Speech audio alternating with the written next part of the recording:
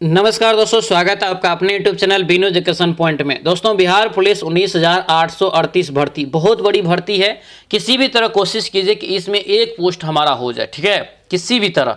इसीलिए आप लोगों के लिए प्रहार बैच लाया गया है और प्रहार बैच का ये क्लास नंबर 10वां यहाँ पे आज हम लोग देखेंगे, ठीक है। ये 10वां क्लास है, 1 से लेके जिसका भी 9 तक छूटा हुआ है, एक प्लेलिस्ट बना हुआ है, वहां से जाके आप सारे क्लास को करिए, ठीक है। बहुत इंपॉर्टेंट क्लास है दोस्तों, बहुत ही सिलेक्टेड यहाँ पे प्रश्नों का जो है हम सिलेक्शन करके आप लोगों को करवा रहे हैं एनसीईआरटी पैटर्न के आधार पे, ठीक है। ये आपको ध्यान रखना है और याद रखना दोस्तों, ये प्रहार बैच आपको बहुत इंपॉर्टेंट रहने वाला है। प्रहार बैच अभी तक जो ज्वाइन नहीं किया, आज ही ज्वाइन कर लीजिए, ठीक है, आज ही ज्वाइन कीजिए, क्योंकि इसमें बहुत सारा दोस्तों याद रखना क्लासेस, बहुत सारा प्रोजेक्ट, बहुत सारा रणनीति के तहत आपको करवा रहे हैं, ठीक है। A to Z कंप्लीट तैयारी आप लोगों का इस बैच में हो रहा है, तो आज ही प्रहार बैच आप ज्वाइन कर लेंगे। प्रहार बैच ज्वाइन करने के लिए इस नंबर पे आप मैसेज कर लेना 93 41 54 24 10, ये आपका दोस्तों व्हाट्सएप नंबर है, ठीक है। इस पर आप मैसेज करेंगे सर हमको प्रहार बैच चाहिए, तो फिर उधर से स्कैनर भेजेगा, आपको पेमेंट करके मात्र 250 रुपया का ये बैच है। ध्यान रखना, इसमें कंप्लीट सिलेबस के साथ साथ डेली प्रैक्टिस सेट आपको जो है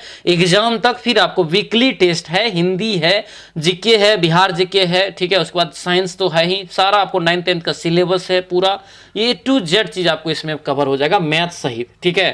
आज ही ये बैच आपको इस नंबर पे मैसेज करके प्राप्त कर लेना है, ठीक है। आज का इस क्लास में हम लोग देखेंगे 10वां प्रैक्टिस सेट, और इस क्लास का भी टारगेट 70 प्लस दोस्तों यहाँ पे रख रहे हैं, तो 70 प्लस करने का सभी लोग कोशिश जरूर करेंगे, ठीक है। और शुरू से लेकर लास्ट तक आप लोग इस वीडियो को जरूर देखेंगे और सभी लोग लास्ट में ये भी बताएंगे क्लास ये आप लोगों को कैसा लग रहा है, ये बैच का दोस्तों क्लासेस कैसा लग रहा है। क्योंकि आप लोगों को याद रखना, प्रहार बैच में अभी बायोलॉजी 10वीं कक्षा का खत्म हुआ है, हिस्ट्री आपका जो है शुरू हो चुका है, हिस्ट्री में भी 4 चैप्टर आप लोगों का हो चुका है, ओनली 2 सब्जेक्ट अभी हुआ है, अभी ज्यादा दिन हुआ भी नहीं। तो आज ही प्रहार बैच ज्वाइन करें, अपना सपना पूरा करें और वर्दी की सपना पूरा करना दोस्तों किसी भी तरह, क्योंकि इसमें पूरा हम अपना मेहनत लगा रहे हैं, जी जान लगा दिए हैं, ठीक है। तो आज ही ज्वाइन कर लेना। तो चलिए इस वीडियो को शुरू करते हैं। वीडियो शुरू करने से पहले सर आप इस चैनल पर नए हैं तो जरूर चैनल को सब्सक्राइब कर लेना और इस वीडियो को शेयर जरूर कर देना, ठीक है। तो चलिए इस वीडियो को शुरू करते हैं। चलिए शुरू करते हैं। पहला यहाँ पे प्रश्न दोस्तों देखेंगे, भारत का मानक समय किस शहर से होकर के गुजरती है। देखिए, भारत का जो मानक समय है दोस्तों यहाँ पे, ये किस शहर से होकर के गुजरती है, भारतीय शहर का नाम बताना है, ठीक है। इसका राइट आंसर क्या हो जाएगा, तो ये इलाहाबाद हो जाएगा। अगर इलाहाबाद में भी अगर पूछे कहाँ से गुजरती है, तो इलाहाबाद के निकट दोस्तों नैनी से होकर के गुजरती है। कहाँ से होकर के, नैनी से होकर के गुजरती है। एक पॉइंट यहाँ से नोट करना, भारत का मानक समय अगर पूछे कितने डिग्री देशांतर है, पूर्वी देशांतर है, ध्यान रखना ये 82.5 डिग्री पूर्वी देशांतर होता है, ठीक है। ये पॉइंट याद रखना। और एक प्रश्न और याद रखना, ये जो है भारत की मानक समय, ये भारत के 5 राज्यों से होकर गुजरती है, ठीक है। पहला लिख लेना यूपी, ठीक है, उसके बाद लिखना एमपी, फिर लिखना छत्तीसगढ़, फिर लिखना उड़ीसा दोस्तों, ठीक है। और फिर आपको लास्ट में लिखना है क्या, तो फिर लिखना है आपको आंध्र प्रदेश। ये जो आपका 5 राज्य है, ये 5 राज्य से होकर के दोस्तों जो है भारत के मानक समय गुजरती है। तो ये आपका कितना पॉइंट है, लगभग यहाँ से 5-6 पॉइंट हो गया, जो कि आपके एग्जाम में अक्सर पूछा जाता है, ठीक है। और इससे बाहर आपको मानक समय से ज्यादा क्वेश्चन नहीं पूछा जाता है, ध्यान रखना, ठीक है। चलिए अगला यहाँ पे प्रश्न देखेंगे, भारत के कितने प्रतिशत लोग कृषि पर आधारित है। कृषि पर आधारित दोस्तों कितने प्रतिशत लोग है, ये बताना है, ठीक है। इसका राइट आंसर यहाँ से देखेंगे तो लगभग 58% लोग जो है दोस्तों कृषि पर आधारित है। ऑप्शन नंबर बी इसका राइट आंसर होगा, बी यहाँ से दोस्तों याद रखना, ठीक है। और ये नाबार्ड के अनुसार दोस्तों याद रखना, ये जो है लगभग ये 58% लोग जो है कृषि पर आधारित है, ठीक है। तो ये पॉइंट यहाँ से याद रखेंगे, इंपॉर्टेंट है। चलिए अगला यहाँ पे देखेंगे, यदि आप कोलकाता से कन्याकुमारी जाते हैं तो कौन सा स्थान नहीं से, यानी कि कहाँ से गुजरना नहीं पड़ेगा। अगर कोलकाता से कन्याकुमारी जा रहे हैं तो देखिए यहाँ पे ध्यान रखना 3 का राइट आंसर। देखिए, चेन्नई से तो गुजरना ही पड़ेगा, विशाखापट्टनम भी आना पड़ेगा, भुवनेश्वर भी आना पड़ेगा, ठीक है, लेकिन सोलापुर नहीं आना पड़ेगा। अब बोलेंगे सर सोलापुर क्यों नहीं आना पड़ेगा, तो सोलापुर दोस्तों याद रखना ये महाराष्ट्र में है, तो महाराष्ट्र में जाने की कोई जरूरत नहीं पड़ेगा, इसलिए आंसर यहाँ से क्या होगा, सी आपका राइट आंसर होगा, ठीक है। और ये जगह विशेष आपको एक तरह से पूछ लिया था कि कहाँ से कौन सा जगह है या किस होके गुजरेगा, ठीक है। तो ये आपको याद रखना जो है तटीय भाग से ही ये गुजर जाता है, ठीक है। ये जो कोलकाता यहाँ पे ये तटीय भाग है, इसी होकर के ये गुजर जाता है। अगला यहाँ पे देखेंगे चेरापूंजी, क्या है, चेरापूंजी एवं जयंतिया जनजाति किस राज्य से संबंधित है। चेरापूंजी जयंतिया जनजाति किस राज्य से संबंधित है, मेघालय राज्य हो जाएगा। ऑप्शन नंबर सी आपका बिल्कुल राइट आंसर होगा, सी यहाँ से दोस्तों याद रखना, ठीक है। चेरापूंजी जयंतिया जनजाति है, लेकिन ये पहाड़ियां भी है वहां पे, ठीक है, ये पहाड़ियां भी मेघालय में ही पड़ता है, ध्यान रखना, ठीक है। मासिन रान मेघालय जो है वर्तमान में मेघालय में ही दोस्तों स्थित है, जो कि विश्व में सबसे ज्यादा वर्षा यहाँ पे होती है। अगला यहाँ पे प्रश्न देखेंगे, जापान ने द्वितीय विश्व युद्ध में कब आत्मसमर्पण किया था। द्वितीय विश्व युद्ध में कब आत्मसमर्पण कर दिया, 5 का राइट आंसर यहाँ से होगा 14 अगस्त 1945 को। आंसर क्या होगा, ये ए आपका राइट आंसर होगा। 2 बार इस पे बम गिरा गया था अमेरिका के जो है इनकी वायुसेना के द्वारा 2 बार जो है इनकी जापान पे बम गिराया गया था, परमाणु बम, ठीक है। एक जो गिराया गया था 6 अगस्त को, याद रखना, हिरोशिमा पे, और 9 अगस्त को गिराया गया था, याद रखना, 1945 में ही नागासाकी पे। ये 2 प्रश्न आपको एग्जाम में पूछा जाता है और कंफ्यूजन भी हो जाता है, ध्यान रखना इस चीज को, ठीक है। अगला यहाँ पे प्रश्न देखेंगे, नीलगिरी के पहाड़ी क्षेत्र में किसकी जो है खेती की जाती है। नीलगिरी का जो पहाड़ी क्षेत्र है उसमें सबसे ज्यादा कॉफी की खेती की जाती है, option number C right answer होगा। कॉफी की खेती सबसे ज्यादा जो होता है दोस्तों कर्नाटक में, यानी कि कॉफी उत्पादन में पूछे कौन सा राज्य पहले स्थान पे है, कर्नाटक हो जाएगा। चाय के उत्पादन में पूछे कौन सा राज्य पहले स्थान पे है, तब असम हो जाएगा। आगे बढ़ेंगे, क्या पूछा, इलायची याद रखना केरल में होता है। अगला यहाँ पे देखेंगे, संयुक्त राज्य अमेरिका के किस जहाज ने जापान के हिरोशिमा पर अणुबम गिराया था। देखिए जहाज की नाम पूछ रहे दोस्तों, तो इस जहाज की नाम याद रखना बॉक्सर, क्या नाम था, बॉक्सर इस जहाज की नाम था, ठीक है। ऑप्शन नंबर ये बी आपका राइट आंसर होगा, बी यहां से याद रखना। अगला यहाँ पे प्रश्न देखेंगे, निम्नलिखित में से करें कि सबसे पहला जीव मंडल आरक्षित क्षेत्र कौन सा है जिसे भारत में 1896 में स्थापित किया गया था। कब स्थापित किया था, 1896 की बात यहाँ पे। तो पहला जीव मंडल स्थल अगर पूछे कौन सा है तो याद रखना ये नीलगिरी का ही क्षेत्र है। ऑप्शन नंबर बी आपका राइट आंसर होगा, बी यहाँ से याद रखना। नीलगिरी के क्षेत्र अगर पूछे दोस्तों कहाँ पे पड़ता है, तो ये सबसे ज्यादा याद रखना तमिलनाडु क्षेत्र में पड़ता है, ठीक है। ये भी पॉइंट यहाँ से याद रखेंगे। चलिए आगे बढ़ते हैं, क्या पूछा है, निम्नलिखित में से किस शहर के यानी कि किस शासक के शासन काल में नेपाल में बौद्ध धर्म का आगमन हुआ था। यानी कौन से शासन के दोस्तों शासन काल में जो है नेपाल में बौद्ध धर्म का आगमन हुआ। 9 का राइट आंसर भी बी हो जाएगा, अशोक के शासन काल में, क्योंकि अशोक ने क्या किया था, विदेशों में जो है बौद्ध धर्म का प्रचार करवाया, ठीक है। इन्होंने याद रखना, बाद में पहले तो ये मौर्य वंश से संबंधित था अशोक, बाद में इन्होंने क्या किया तो जो है बौद्ध धर्म को अपना लिया। उसी के बाद जो है अपने हमने की विश्व स्तर पे से जो है प्रचार प्रसार भी किया। ऑप्शन नंबर बी आपका ये करेक्ट आंसर हो जाएगा। अगला यहाँ पे प्रश्न देखेंगे, निम्नलिखित में से वे स्थान कौन से हैं जो विश्व की सबसे ऊंची यानी कि सड़क पर जुड़ा हुआ है।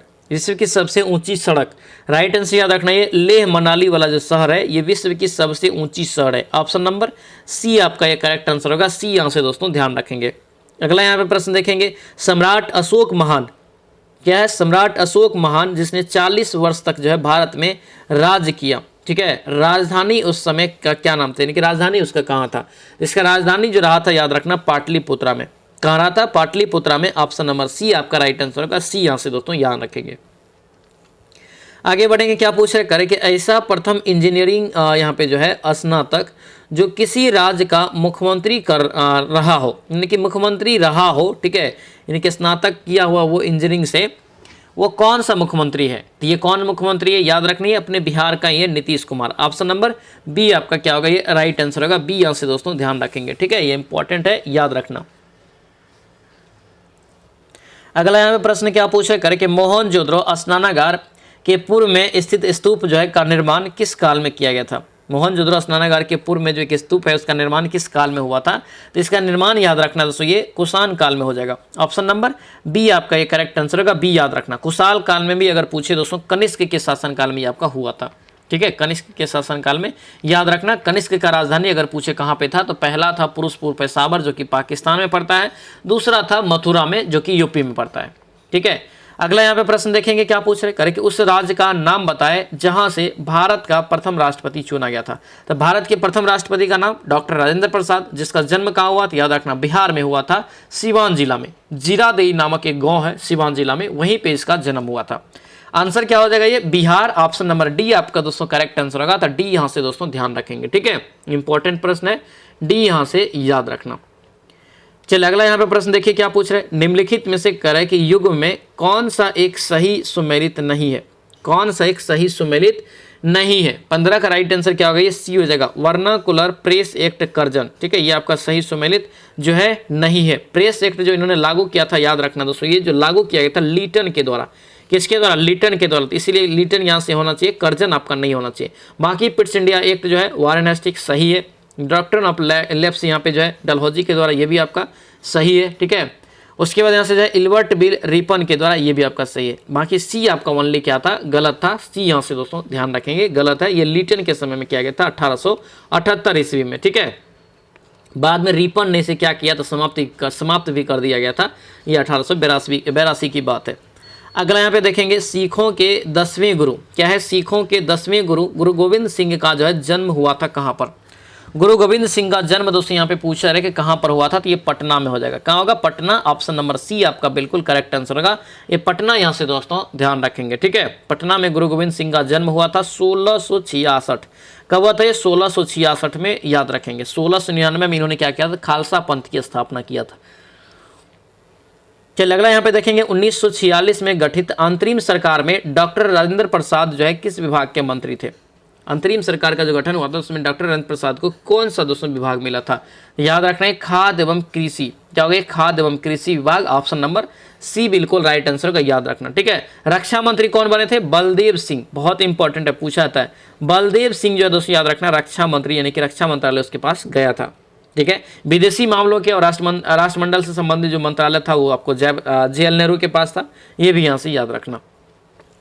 चलिए अगला यहाँ पे देखेंगे क्या पूछ रहे हैं। वैश्विक तापमान के बढ़ने की समस्या से निपटने के लिए अपने लोगों पर कार्बन कर लगाए जाने का प्रस्ताव जो है कि प्रस्ताव करने वाला विश्व का पहला देश कौन सा बना, यानी कि अपने ही देश के लोगों पे, अपने ही लोगों पे कार्बन टैक्स लगा दिया था। कौन सा ये देश है पहला, तो ये पहला देश है दोस्तों, याद रखना न्यूजीलैंड। ऑप्शन नंबर डी आपका करेक्ट आंसर होगा, डी यहाँ से दोस्तों ध्यान रखेंगे। ठीक है, ये डी इसका जो है राइट आंसर होगा, डी यहाँ से याद रखना। न्यूजीलैंड ने ये 2005 में ये कारनामा किया था, 2005 में ही इस पर टैक्स लगा दिया था। चलिए अगला यहाँ पे देखेंगे निम्नलिखित में से कौन सा जो है राष्ट्रीय राजमार्ग छत्तीसगढ़, उड़ीसा, गुजरात से होकर गुजरता है। छत्तीसगढ़, उड़ीसा और गुजरात, यानी कि जैसे यहाँ पे महाराष्ट्र, छत्तीसगढ़ और उड़ीसा, क्या है, छत्तीसगढ़ यानी कि महाराष्ट्र और उड़ीसा से होकर के ये गुजरती है। 19 का करेक्ट आंसर क्या होगा, ये सी हो जाएगा, राष्ट्रीय राजमार्ग संख्या 6। क्या होगा ये, राष्ट्रीय राजमार्ग संख्या 6 हो जाएगा। ऑप्शन नंबर सी आपका बिल्कुल करेक्ट आंसर होगा। ठीक है, क्योंकि ये महाराष्ट्र, उड़ीसा, ठीक है, छत्तीसगढ़, गुजरात और पश्चिम बंगाल से होकर के बहने वाली, यानी कि गुजरने वाली क्या है, एक राष्ट्रमार्ग है। ऑप्शन नंबर ये सी आपका करेक्ट आंसर हो जाएगा। अगला यहाँ पे प्रश्न है कि रुपये का सिक्का सबसे पहले किसने चलाया था। रुपया का सिक्का दोस्तों सर्वप्रथम जो किसने तो चलाया था, ये चलाया गया था शेरशाह सूरी के द्वारा, शेरशाह के द्वारा। ऑप्शन नंबर ए आपका राइट आंसर होगा, ए यहाँ से याद रखना। ठीक है, देखिए यहाँ से दो प्रश्न आप लोग नोट करेंगे। 178 ग्रेन का जो दोस्तों चांदी का होता था वो रुपया जो होता था चांदी का होता था, और याद रखना 380 ग्रेन का जो दोस्तों तांबा होता था वो आपको दाम कहलाता था। ठीक है, ये भी यहाँ से याद रखना, रुपया 178 ग्रेन चांदी का रुपया और 380 ग्रेन का जो तांबा था उसे दाम कहा जाता था। ठीक है, तो ये आपको याद रखना। सिकंदरी, ए गज, सन्नी डंडी का प्रयोग किसने किया, तो शेरशाह सूरी के द्वारा ही किया गया था, ध्यान रखेंगे। ठीक है, शेरशाह सूरी का मकबरा सासाराम रोहतास में है, ये भी यहाँ से याद रखना। इसके बचपन का नाम जो है फरीद खां था। 21 का क्वेश्चन करें कि विनोबा भावे किससे संबंधित है। विनोबा भावे पवनार से दोस्तों संबंधित है। ऑप्शन नंबर क्या होगा, ए हो जाएगा। अब बोलेंगे सर पवनार से क्यों संबंधित है, तो पवनार से याद रखना व्यक्तिगत सत्याग्रह जो शुरुआत हुआ था। ठीक है, व्यक्तिगत सत्याग्रह का शुरुआत हुआ था और यहीं से पहला सत्याग्रही अगर पूछे आपसे कौन बने थे तो यही आपका विनोबा भावे बने थे। आंसर यहाँ से क्या होगा, ये ए आपका राइट आंसर होगा, ए यहाँ से दोस्तों याद रखना। ठीक है, दूसरे सत्याग्रही बने थे कौन, JL नेहरू। दूसरे सत्याग्रही JL नेहरू, तीसरे जो थे ब्रह्मदत्त थे। ठीक है, तो ये आपको पूछा जाता है, ध्यान रखना। आगे बढ़ेंगे, क्या पूछ रहा है, ब्यूटी इज ट्रूथ और ट्रूथ इज ब्यूटी किसने कहा है। Beauty is truth, truth is beauty किसने कहा है, ये प्रश्न यहाँ पे क्या हो जाएगा। 22 का राइट आंसर यहाँ से देखेंगे तो 22 का दोस्तों करेक्ट आंसर यहाँ से बी हो जाएगा। जॉन कीट्स के द्वारा ये कहा गया है, किसके द्वारा, जॉन कीट्स के द्वारा। ऑप्शन नंबर जो है ये आपको बी राइट आंसर होगा। ठीक है, ये अंग्रेजी ब्रिटिश लेखक है, याद रखना। अगला यहाँ प्रश्न है कि रुपये की परिवर्तनीयता का जो है मतलब क्या होता है, रुपये में जो चेंजेस होता है उसका मतलब क्या होता है। तो इसका राइट आंसर ये सी हो जाएगा, रुपये को अन्य प्रमुख मुद्राओं में या इसके विपरीत रूप में परिवर्तित कर देना। ऑप्शन नंबर सी आपका बिल्कुल करेक्ट आंसर होगा, 23 का सी यहाँ से याद रखना। ठीक है, एस तारापुर समिति जो की सिफारिश पे जो क्या किया था, चालू खाते में रुपये का परिवर्तनीयता का जो है मान्यता दिया गया था, परिवर्तनीयता का जो है मान्यता दिया गया था। ये 1994 की बात है। आगे बढ़ेंगे, उपभोक्ता जो है दिनों दिन हो रहे हैं क्या, उपभोक्ता जो है दिनों दिन क्या हो रहे हैं। तो उपभोक्ता दिनों दिन क्या हो रहा है, बढ़ रहा है ना, अपेक्षा से अधिक यहाँ पे रखने वाले हैं। ऑप्शन नंबर अधिक हो रहा है, ऑप्शन नंबर ए आपका करेक्ट आंसर होगा। आगे बढ़ेंगे, क्या पूछ रहे हैं, निम्नलिखित में से कौन सा जो है भारत में समस्त ब्रिटिश संवैधानिक प्रयोगों में से सबसे जो है अल्पकालीन सिद्ध है, सबसे जो है अब अल्पकालीन यहाँ पे सिद्ध है। ये प्रश्न यहाँ पे क्या हो जाएगा, राइट आंसर यहाँ से 25 का सी हो जाएगा दोस्तों, यहाँ से Pitt's India Act 1784। Option number C आपका बिल्कुल राइट आंसर होगा। क्या होगा, ये सी आपका करेक्ट आंसर होगा, सी यहाँ से दोस्तों ध्यान रखना। ठीक है, टुंड्रा प्रदेश, क्या यहाँ पे टुंड्रा प्रकार की जलवायु यहाँ पे दोस्तों कह रहे हैं कि उसका दूसरा नाम क्या होता है, टुंड्रा प्रकार के। तो टुंड्रा प्रकार के जलवायु का दूसरा नाम अगर पूछे आपसे तो ध्यान रखना ये ध्रुवीय जलवायु हो जाएगा। क्या होगा, ध्रुवीय जलवायु, यानी कि ऑप्शन नंबर डी आपका बिल्कुल राइट आंसर होगा, डी यहाँ से याद रखना। ठीक है, ये क्या होता है याद रखना, टुंड्रा, और टुंड्रा एक बायोम है जहाँ पे वृक्षों की वृद्धि कम होती है।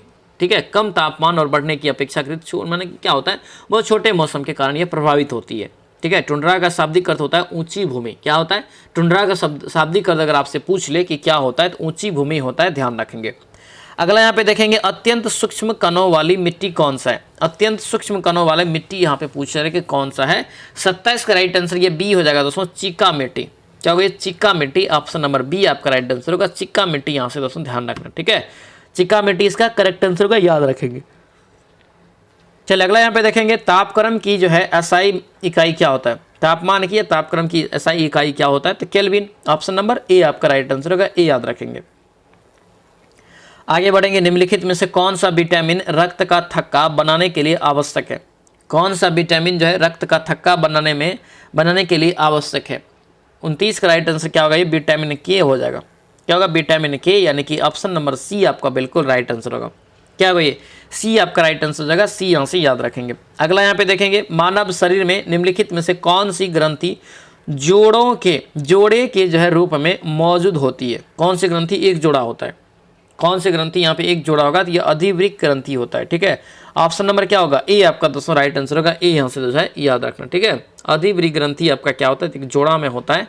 ऑप्शन नंबर ए आपका राइट आंसर होगा, ए यहाँ से दोस्तों याद रखेंगे। ठीक है, चलिए आगे बढ़ते हैं। क्या पूछा यहाँ पे कि एक क्षैतिज वृत्त में स्थिर चाल से घूम रहे पिंड के लिए निम्नलिखित में से कौन यहाँ पे स्थिर रहेगा। अगर एक चाल से घूम रहा है पिंड तो इसमें क्या स्थिर रहेगा, ये पूछ रहा है। इसमें दोस्तों एक चाल से अगर घूमेगा तो इसमें जो स्थिर रहेगा, गतिज ऊर्जा इसका स्थिर रहेगा। ऑप्शन नंबर डी आपका ये करेक्ट आंसर होगा, डी यहाँ से याद रखना।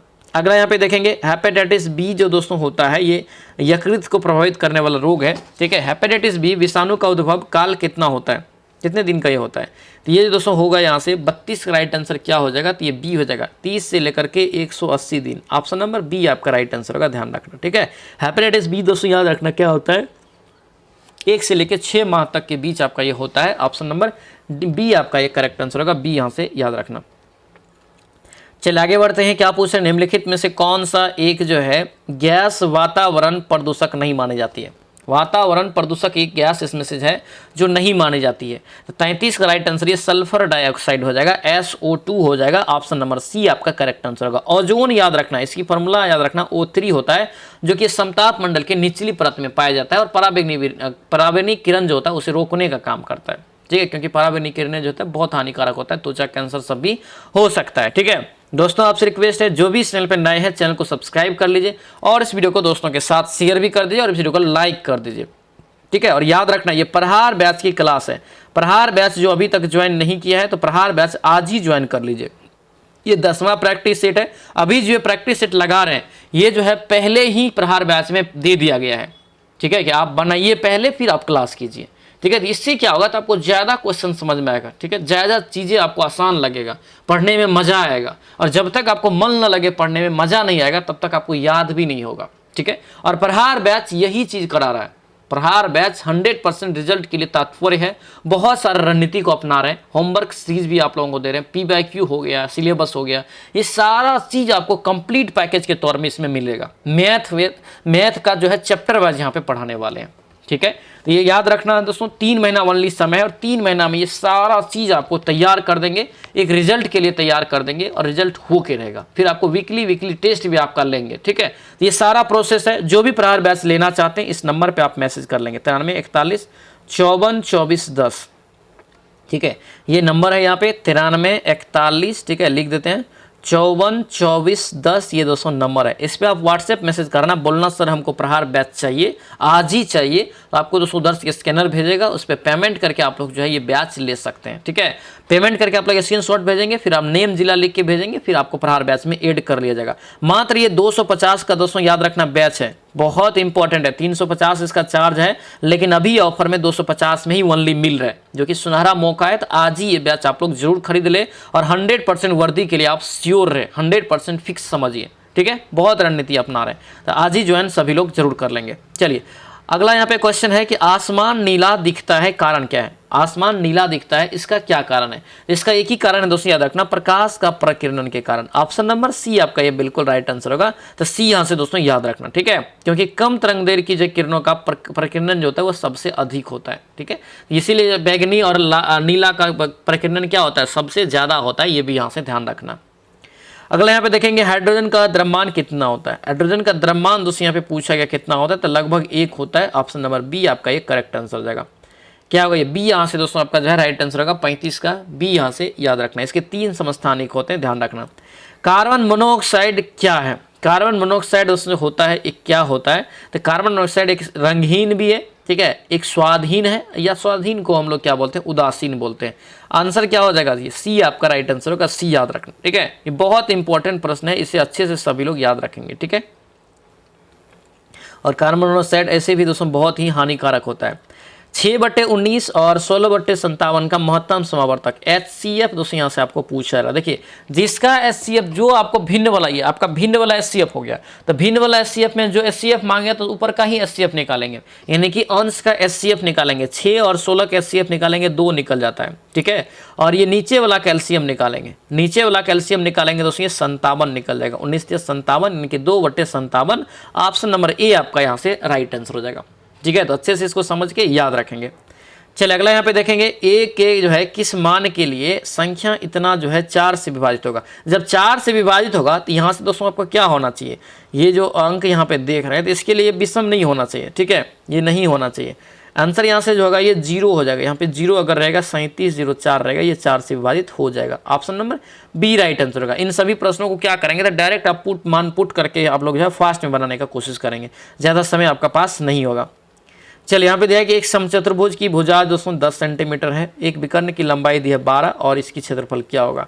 तो यहाँ पे क्या करना है, सबसे पहले दूसरी आपको यहाँ से क्या निकालना पड़ेगा, तो दूसरी आपको यहाँ से विकर्ण निकालना पड़ेगा। तो वो निकालेंगे तो आपको 16 निकल जाता है, ठीक है। यहाँ पे फॉर्मूला लगाएंगे, क्या होता है, चतुर्भुज के फॉर्मूला बराबर क्या होता है, तो याद रखना 1/2 गुना दोस्तों D1 गुना D2 होता है। तो 1/2 और गुना D1 कितना है 12 और D2 आप निकालें 16 यहाँ से काट दीजिए इसको, 2 छक्के 12 और 16 छक्के 96 वर्ग सेंटीमीटर स्क्वायर इसका यहाँ से right answer. Option number B आपका एक करेक्ट आंसर हो जाएगा। कॉपी पे बनाने का प्रयास सभी लोग जरूर करना।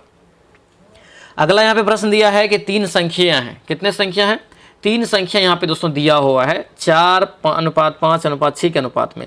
यदि उनके वर्गों का योग 1925 है तो संख्या क्या होगी, तो संख्या क्या होगी, ये प्रश्न यहाँ से आपका पूछा जा रहा है, ठीक है। सबसे पहले देखिए यहाँ पे एक चर मानना है, x मान लेते हैं। 4 का 4x², अगर यहाँ पे 4x का होल स्क्वायर करेंगे, ठीक है, प्लस यहाँ से 5x का होल स्क्वायर करेंगे, प्लस यहाँ से 6x का होल स्क्वायर करेंगे। इसी प्रकार से इसी का योग दिया है कितना, तो 19-25 दिया है। इन सभी का स्क्वायर करेंगे तो 4 चौका 16 हो गया, 5 25 हो गया और 4 के 36 हो गया। इन सभी को जोड़ेंगे 77x² आपको होगा, और बराबर यहाँ से कितना हो गया, तो 19-25 हो गया। इसको काटेंगे तो 25 मरतबे आपका कट जाएगा, x बराबर निकल जाएगा कितना, तब 5। x बराबर जो 5 निकला दोस्तों, यहाँ पे तो इसमें क्या करेंगे, संख्या निकालने के लिए इसमें गुना कर लेंगे, इसमें गुना कर लेंगे ना। तो यहाँ जो होगा तो क्या हो गया, 5 चौके 20 हो गया, 20 हो गया, फिर यहाँ से क्या हो जाएगा, 5 से 25 हो गया और 5 छके 30 हो गया। तो 20 25 30 देख लीजिए किस में है, ऑप्शन नंबर ए में, ए ही इसका यहाँ से राइट आंसर हो जाएगा। ठीक है, तो बनाएंगे कॉपी पे इसे भी, एकदम ईजी सवाल है, एकदम बेसिक सवाल है। ठीक है, चलिए ये सवाल थोड़ा सा आपको समझना है, बहुत इंपॉर्टेंट है। देखिए दिया है 81 प्लस 82 प्लस 83 प्लस यहाँ से 130 तक का मान कितना होगा। तो अब इतना जो जोड़ेंगे तो आपका तो माथा खराब हो जाएगा। इसके लिए क्या करना, सबसे पहले तो एक फार्मूला बता रहे हैं, ए एन बराबर फार्मूला आपको आता है, पढ़े होंगे, a plus n minus 1 into d होता है। तो यहाँ से हम लोग निकालेंगे एन, क्या निकालेंगे, एन निकालेंगे, क्योंकि ए एन आपको यहाँ पे दे दिया 130, 130 यहाँ पे रख दीजिए, बराबर यहाँ से करेंगे ए कितना है, 81 है, 81 कर लीजिए, प्लस यहाँ से n माइनस 1 करेंगे, और इंटू डी जो होता है दूसरी संख्या माइनस पहली संख्या होता है, तीसरी संख्या माइनस दूसरी संख्या होता है। तो यानी कि अंतर दोनों का सभी का समान होना चाहिए, समान अंतर में एक के अंतर में है। ठीक है, ये 81 इसमें से घटाएंगे। ठीक है, इधर जो आएगा ये आपका 81 क्या होगा, ये घटेगा यहाँ से, यानी 130 में से 81 घटाइए, यहाँ से 130 में से दोस्तों यहाँ से जो 181 घटाएंगे तो आपको कितना आ जाएगा, सॉरी 130 में से 81 घटाएंगे तो आपको यहाँ से जो आता है दोस्तों यहाँ से तो 49 आ जाता है, कितना 49। और इधर कितना बचा आपका n माइनस 1 इंटू आपको यहाँ से 1, तो ये जो 1 होगा नीचे तो उतना ही रह जाएगा। ठीक है, ये n प्लस 1 इधर जाएगा तो हो जाएगा, यानी कि n बराबर कितना निकल गया, 50 निकल गया, n बराबर 50। इतना याद रखिए, n बराबर कितना निकला, 50 संख्याएं बीच में आपका हो रहा है। अब यहाँ पे क्या करेंगे, तो इसका योगफल निकाल लेंगे। ठीक है, इस संख्याओं का पूरा योगफल ही मांग रहे हैं, योगफल निकालेंगे तो एस एन बराबर फॉर्मूला लगाएंगे, तो एस 50 बराबर आप यहाँ से निकालेंगे, क्या करेंगे, एस 50 बराबर क्या होता है, एन बटे 2, यानी कि 50/2 हो जाएगा, into A plus A N, 81 और प्लस यहाँ से कितना हो जाएगा आपको, तो ये 130 हो जाएगा। ठीक है, इसको काटिए, 25 मरतबे कट गया, 25 हो गया, इधर जोड़ेंगे तो आपको यहाँ से जो है 81 और 130 को जोड़ेंगे 211 हो गया। इनको यहाँ से आप जो गुना करेंगे दोस्तों तो आपको निकल जाएगा 5275 इसका राइट आंसर हो गया। एकदम बेसिक सवाल है, आप बनाने का बस प्रयास करेंगे। आपको ऐसे प्रहार बैच में बेसिक मैथ सब पढ़ाएंगे तो उसमें सारा आपका क्या होगा तो कवर हो जाएगा। ठीक है, ध्यान रखना। चलिए आगे बढ़ेंगे, क्या पूछ रहे करें कि दुनिया में जो है, दुनिया में किस पर्वत दर्रे पर दुनिया की सबसे ऊंची मोटर वाहन योग्य सड़क है। अभी तुरंत बताए थे, क्या होगा 42 का राइट आंसर यहाँ से, 42 का करेक्ट आंसर यहाँ से दोस्तों क्या हो जाएगा बताइए फटाफट। तो याद रखना ये डुंगरीला पर्वत हो जाएगा, क्या होगा ये डुंगरीला पर्वत, ये ऑप्शन नंबर सी आपका करेक्ट आंसर हो जाएगा। आगे बढ़ेंगे, राष्ट्रीय खाद्य सुरक्षा अधिनियम निम्नलिखित में से किस वर्ष पारित किया गया। राष्ट्रीय खाद्य सुरक्षा अधिनियम 2013 में दोस्तों पारित किया गया, ऑप्शन नंबर डी आपका बिल्कुल राइट आंसर होगा, डी यहाँ से याद रखना। अगला यहाँ पे देखेंगे थेयम, क्या है यहाँ पे, थेयम निम्नलिखित में से किस राज्य का लोक नृत्य है। थेयम जो है निम्नलिखित में से किस राज्य का लोक नृत्य है ये पूछ रहा है। तो 44 का राइट आंसर ये केरल का हो जाएगा, कहाँ का, केरल का। लोक नृत्य का बात आया तो मोहिनी अट्टम हो गया, कथकली हो गया, सभी केरल का है। ठीक है, और अगर भारतनाट्यम पूछे तो याद रखना दोस्तों कहाँ का हो जाएगा, भारतनाट्यम है तमिलनाडु का। कर्नाटक का यक्षगान होता है। ठीक है, गरबा पूछे गुजरात का, मणिपुरी पूछे मणिपुर का, तो ये सभी आप याद रखना। हालांकि होमवर्क सीरीज में सारा जो आपको रटा देंगे प्रहार बैच में। ठीक है, 7वीं शताब्दी के प्रारंभ के साथ थानेश्वर और कन्नौज के सिंहासन पर कौन विराजमान हुआ था। कौन विराजमान हुआ था ये प्रश्न यहाँ पे, राइट आंसर क्या हो जाएगा, डी हो जाएगा, ये हर्षवर्धन। क्या हो गया, ये हर्षवर्धन, यानी कि डी ऑप्शन इसका करेक्ट आंसर होगा, 45 का डी यहाँ से दोस्तों ध्यान रखेंगे। ठीक है, चलिए अगला यहाँ पे देखेंगे क्या पूछ रहे हैं। भारतीय इतिहास के मध्यकाल के कवि तुलसीदास ने जो है, तुलसीदास जी ने रामचरितमानस किस भाषा में लिखा था। तो रामचरितमानस जो लिखा गया था इंपॉर्टेंट है, याद रखना ये अवधी भाषा में लिखा गया था। कौन से भाषा में, अवधी भाषा में, ऑप्शन नंबर बी आपका राइट आंसर होगा, बी यहाँ से याद रखना। ठीक है, चलिए अगला यहाँ पे देखेंगे क्या पूछा, सती प्रथा, क्या है, सती प्रथा पर जो है निषेध कब लगाया गया। सती प्रथा पर निषेध कब लगाया गया, तो ये 1829 की बात है। ठीक है, ऑप्शन नंबर बी आपका राइट आंसर होगा, बी यहाँ से दोस्तों याद रखना। ठीक है, बी यहाँ से करेक्ट आंसर होगा, बी जो है याद रखना इंपॉर्टेंट है। लॉर्ड विलियम बेंटिंक के द्वारा जो है इस पे रोक लगाया गया था। अगला यहाँ पे प्रश्न है कि ऐतिहासिक स्मारक यहाँ पे जो है तलातल घर, क्या है, तलातल घर निम्नलिखित में से किस भारतीय राज्य से संबंधित है। भारतीय राज्य से संबंधित है तलातल घर दोस्तों, ये किससे संबंधित है, तो याद रखना ये असम से हो जाएगा, ऑप्शन नंबर बी आपका ये करेक्ट आंसर होगा। क्या होगा, ये असम से दोस्तों आपका हो जाएगा, असम में खास करके रंगपुर एक जगह है वहाँ पे है। ठीक है, आगे बढ़ेंगे, शीर्षक यहाँ पे एक है the legend of Lakshmi Prasad. The legend of Lakshmi Prasad पुस्तक के लेखक कौन है, इसके लेखक कौन हो जाएगा, 49 का राइट आंसर याद रखना, ये Twinkle Khanna, option number C आपका ये करेक्ट आंसर होगा। क्या इस ट्विंकल खन्ना यहाँ से इसका राइट आंसर होगा, याद रखेंगे। ठीक है, चलिए आगे बढ़ेंगे। क्या पूछ रहा है, हिंदुस्तान सोशलिस्ट जो है अमेरिकन रिपब्लिकन आर्मी की स्थापना गठन किसने किया?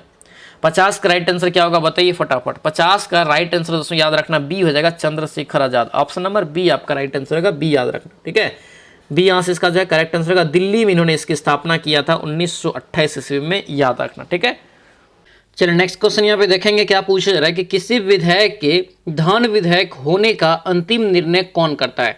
यानी कि कोई विधेयक है, ठीक है, धन विधेयक है या नहीं है, इसका निर्णय अंतिम जो लेता है कौन लेता है? याद रखना दोस्तों, इसका राइट आंसर जो है ये लोकसभा का अध्यक्ष हो जाएगा। ऑप्शन नंबर सी आपका बिल्कुल करेक्ट आंसर होगा, सी यहाँ से याद रखना। ठीक है, ये बहुत इंपॉर्टेंट प्रश्न है, इसे अच्छे से याद रखेंगे।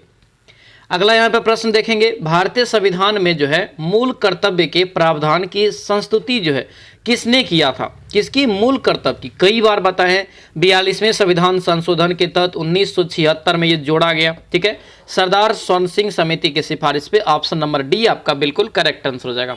क्या होगा ये? डी आपका राइट आंसर, डी यहाँ से याद रखना। ठीक है, 51 के क में ये है और भाग याद रखना दोस्तों ये 4 के क में है। ठीक है, अनुच्छेद 51 को और भाग 4 के को में है, याद रखना। ऑप्शन नंबर डी आपका ये करेक्ट आंसर हो जाएगा। अगला यहाँ पे देखेंगे, और वर्तमान में जो मूल कर्तव्य की संख्या है टोटल 11 है। अगला यहाँ पे पूछ रहा है कि आपातकाल की घोषणा निम्नलिखित में से जो है किस अनुच्छेद में निहित है?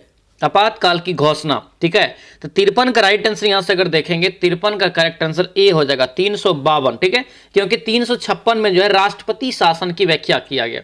ठीक है, ये भी हालांकि जो है आपात उपबंध में ही आता है, लेकिन ये राष्ट्रपति शासन है, ध्यान रखना। ठीक है, अगर इस टाइप से प्रश्न दे तो आपातकाल की घोषणा किस अनुच्छेद में निहित है, तो ये 352 होगा। ऑप्शन नंबर ए आपका राइट आंसर होगा, ए यहाँ से याद रखेंगे। ठीक है, 368 अनुच्छेद के तहत जो है संविधान में संशोधन किया जाता है। 370 अनुच्छेद जो जम्मू कश्मीर से रिलेटेड था, यानी कि विशेष अधिकार, जिसे अब खत्म कर दिया गया है।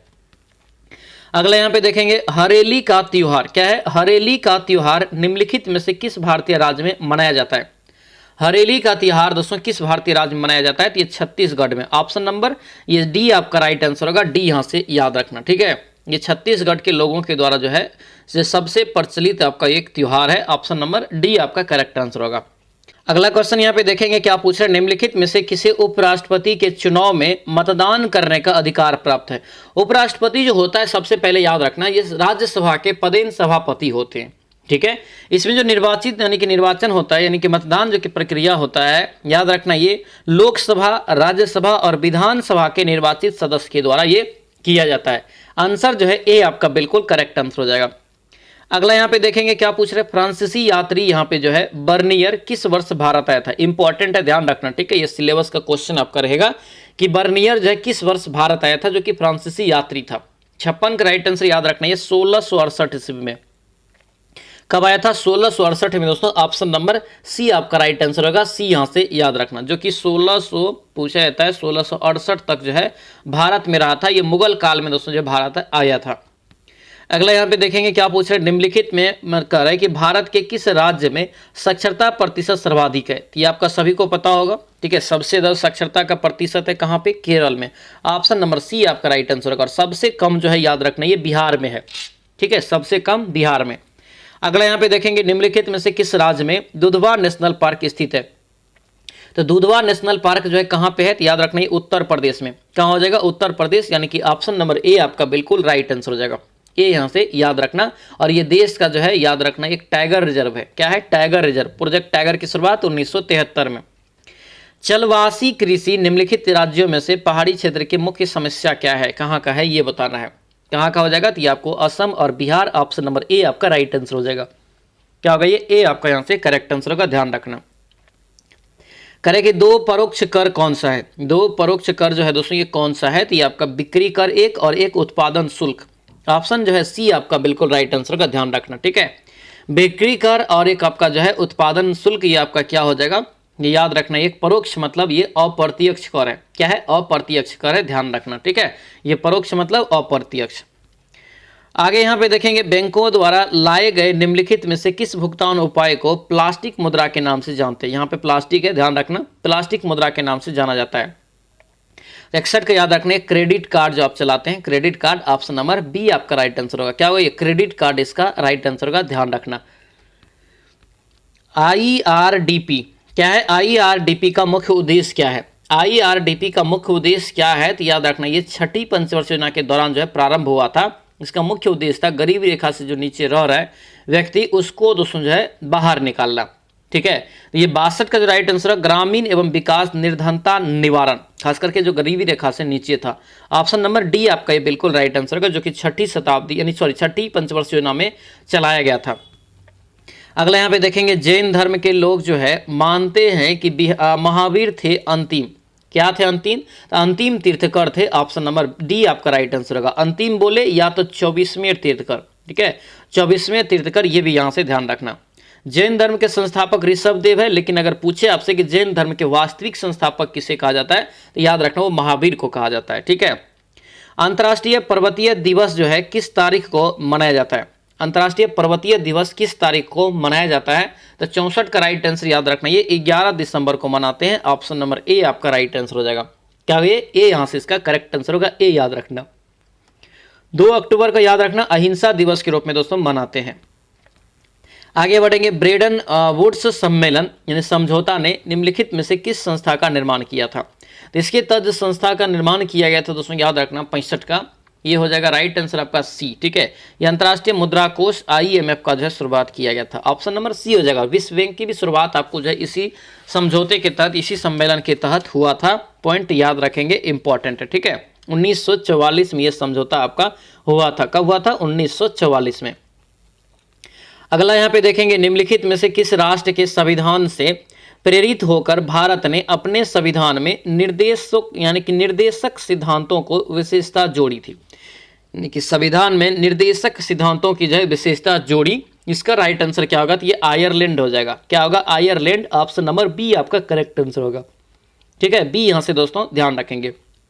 चलिए अगला यहाँ पे देखेंगे, भारत के राष्ट्रपति का जो है ऑफिस से हटाया जा सकता है। भारत के राष्ट्रपति को ऑफिस से हटाया जा सकता है किसके द्वारा?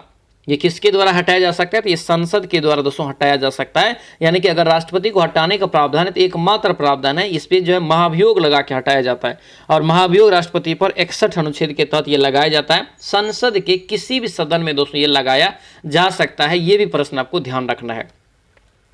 चलिए आगे बढ़ते हैं। क्या पूछ रहे? कोई व्यक्ति यहाँ पे करे कि लोकसभा का चुनाव दोस्तों लड़ रहा है, तो यदि कि उसकी आयु कितना होना चाहिए? तो लोकसभा दोस्तों याद रखना, और राज्यसभा 2 होता है। एक लोकसभा जो होता है, इसकी अगर आपको सदस्यता बनना है या चुनाव लड़ रहे हैं तो मिनिमम आयु दोस्तों 25 वर्ष होना चाहिए। ऑप्शन डी हो जाएगा। अगर यही आपको राज्यसभा रहता तो राज्यसभा के लिए 30 वर्ष यही क्राइटेरिया है, ध्यान रखेंगे। अगला यहाँ पे देखेंगे, राज्य सरकार को बर्खास्त किया जा सकता है किसके द्वारा? राज्य सरकार को बर्खास्त जो किया जा सकता है किसके द्वारा? तो ये राज्यपाल की सिफारिश पर भारत के जो है राष्ट्रपति के द्वारा। ऑप्शन नंबर ए आपका बिल्कुल राइट आंसर होगा, ए यहाँ से याद रखना। ठीक है, अगला यहाँ पे देखेंगे, मछली में जो है मौजूद राइबोफ्लोविन को डैश के रूप में जाना जाता है। राइबोफ्लोविन के दोस्तों किस विटामिन के रूप में जानते हैं? किस विटामिन का रासायनिक नाम है? तो ये विटामिन B2 का हो जाएगा। ऑप्शन नंबर सी आपका राइट आंसर होगा, सी याद रखना। और ये आपको पूरा ट्रिक के साथ मैंने कई बार बताया है, रथ एक टॉफी वाला ट्रिक, जो कि याद रखेंगे।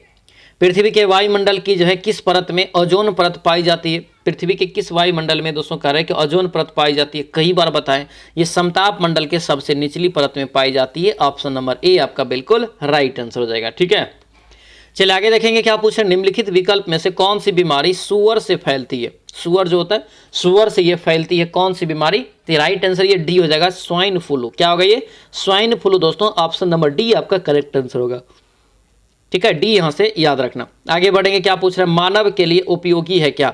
इसमें से बताना है कि मानव के लिए उपयोगी क्या है। ये केचुआ जो देख रहे हैं ये उपयोगी होता है। ठीक है, केचुआ जो है क्या करता है? तो मिट्टी जो होता है उसकी उर्वरता को बढ़ाता है। ठीक है, इसीलिए केचुआ को किसान का मित्र भी कहा जाता है। तो ये भी क्वेश्चन याद रखना, किसान का मित्र किसे कहा जाता है? तो केचुआ को कहा जाता है, ध्यान रखेंगे। ठीक है, चलिए अगला यहाँ पे देखेंगे, वातावरण में सबसे प्रमुख गैस कौन सी है? वातावरण में। तो वातावरण मतलब क्या हो गया यहाँ से वायुमंडल। तो वायुमंडल में से सबसे ज्यादा जो गैस है आपको नाइट्रोजन है। ऑप्शन नंबर ए हो जाएगा। नाइट्रोजन कितना प्रतिशत? 78%। और ऑक्सीजन जो होता है ये आपको 21, और कार्बन डाइऑक्साइड जो होता है ये 0.03%। ठीक है, हाइड्रोजन सबसे ज्यादा वायुमंडल में नहीं ब्रह्मांड में दोस्तों आपको पाया जाता है। ब्रह्मांड में या सूर्य या तारा पूछे थे उन सभी में सबसे ज्यादा जो है हाइड्रोजन गैस पाया जाता है। तो ये पॉइंट सब आप याद रखेंगे। स्टेनलेस स्टील बनाने में लोहे के साथ कौन सी धातु मिलाई जाती है? स्टेनलेस स्टील बनाने में लोहे के साथ कौन सी धातु मिलाई जाती है? तो 25 का राइट आंसर यहाँ से, सॉरी 75 का राइट आंसर यहाँ से क्या हो जाएगा? तो 75 का राइट आंसर बी हो जाएगा, निकेल। क्या होगा? निकेल। स्टेनलेस स्टील में दोस्तों जो है आपको लोहे के साथ कौन सी धातु मिलाई जाती है? तो निकेल। ऑप्शन बी आपका राइट आंसर होगा। ठीक है, खास करके स्टेनलेस स्टील में होता क्या क्या है? लोहा, क्रोमियम, कार्बन और निकेल होता है। क्या होता है? लोहा, क्रोमियम, निकेल और कार्बन होता है। कार्बन बहुत ही कम मात्रा में होता है, लगभग आपको 1 से 1.5% के आसपास होता है, ध्यान रखना। ठीक है, ये आपका होता है स्टेनलेस स्टील का दोस्तों मिश्रण भी आप याद रखेंगे। एलपीजी में कौन सी गैस दोस्तों यहाँ पे करें, कौन सी जो है कौन सा गंधीय पदार्थ प्रयोग किया जाता है? गंध के रूप में एलपीजी जो आप खोलते होंगे तो उसका देखते होंगे एक अजीब जैसा गंध आता है, तो वो क्या होता है? तो याद रखना ये एथिल मार्केप्टन दोस्तों इसमें मिलाया जाता है। क्या मिलाया जाता है? Ethyl mercaptan. Option number A आपका राइट आंसर हो जाएगा। ठीक है, ये ए यहाँ से याद रखना, जिससे आपको पता चलता है कि गैस बह रहा है या नहीं, लिकाव हो रहा है कि नहीं, ये सारा चीज़ आपको यहाँ से पता चल जाएगा, ये एथिल मार्केप्टन से। ठीक है, बिजली के लैंप का तंतु जो दोस्तों किसका बना होता है? बिजली के लैंप का तंतु जो बना होता है एक टंगस्टन का बना होता है। ऑप्शन नंबर बी आपका बिल्कुल राइट आंसर होगा, बी याद रखना। चलिए अगला यहाँ पे क्वेश्चन देखेंगे। किसी चुंबक को दोस्तों करें कि गर्म करने पर उसकी चुंबकत्व पर क्या असर पड़ेगा? अगर किसी चुंबक को अगर आप गर्म करेंगे दोस्तों तो उसकी चुंबकत्व नष्ट हो जाती है। ठीक है, सीधा याद रखना ये नष्ट हो जाती है। ऑप्शन नंबर डी आपका राइट आंसर होगा, डी यहाँ से ध्यान रखेंगे। ठीक है, चलिए आगे बढ़ेंगे। निम्नलिखित में से कौन सा बायोगैस में उपस्थित नहीं है? कौन सा बायोगैस में उपस्थित नहीं है, ये प्रश्न यहाँ पे क्या होगा राइट आंसर यहाँ से? तो क्लोरीन दोस्तों इसमें नहीं होता है। बाकी ज़्यादा मात्रा में जो होता है इसमें मिथेन होता है, हाइड्रोजन सल्फाइड हो सकता है। ठीक है, आपको जो है कार्बन डाइऑक्साइड ये होता है, ध्यान रखेंगे। ऑप्शन नंबर सी हो जाएगा, ये आपका इसमें नहीं होता है बायोगैस में, ध्यान रखेंगे। ठीक है, बायोगैस में मुख्य रूप से मीथेन, कार्बन डाइऑक्साइड और अन्य रूप में अगर देखेंगे तो आपको H2S, वाष्प, नाइट्रोजन, ये सभी आपको कुछ मात्रा में ऑक्सीजन, अमोनिया भी पाया जाता है। ठीक है, तो ये आपको ध्यान रखना, क्लोरीन इसमें नहीं पाया जाता है। बल का एसआई मात्रक क्या होता है? बल का एसआई यूनिट यहाँ पे दोस्तों पूछ रहा है 80 का, क्या हो जाएगा? तो ये न्यूटन होता है। क्या होता है? न्यूटन। ऑप्शन नंबर बी आपका राइट आंसर होगा, बी यहाँ से दोस्तों ध्यान रखेंगे। यहाँ पे मैथ का सवाल है, क्या कर रहा है यहाँ पे देखिए ध्यान से। एक विक्रेता जो है दोस्तों कर रहा है कि 28 कमीशन जो है, एक विक्रेता का कमीशन 28% है, तो वह दोस्तों है यहाँ पे 7,500 रुपया की कमीज का माल बेचने पर कितने रुपये कमाएगा? कमीशन इतना है तो कमीशन निकाल लीजिए सीधा।